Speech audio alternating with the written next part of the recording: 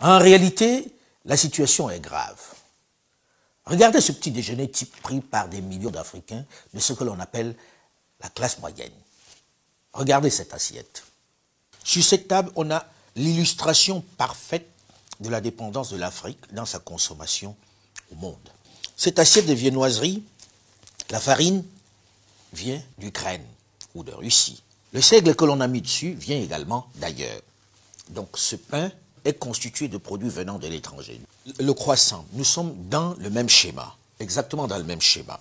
La farine de blé vient d'ailleurs. Allons plus loin. Pour manger ce pain, j'utilise du beurre.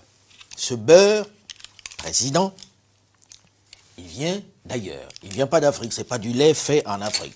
On aurait pu le produire ici, mais il est encore arrivé d'ailleurs, d'Europe. Ici, nous avons de la confiture de fraises qui va accompagner ce pain. Il est également fait ailleurs. Il nous arrive de France. À côté de ça, nous avons une omelette classique. Dans cette omelette classique, nous avons des champignons. Ce champignon, arrivé en conserve, nous arrive également de France. Donc, sur cette table, nous avons également cette saucisse. La saucisse qui est là présente est arrivée en conserve. C'est de la saucisse venue de France également. Donc, sur cette table, qu'est-ce qui est finalement africain?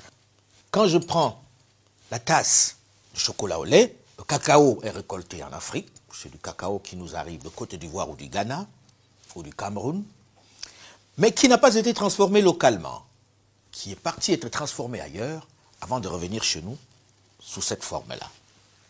Et il est accompagné du lait qui n'est pas africain. Donc je cherche sur cette table finalement ce qui est africain. Et je vais peut-être me rabattre sur ce verre de jus d'orange pressé est enfin de chez nous, j'ai envie de dire. Sauf que j'apprends que c'est de l'orange venue d'Espagne.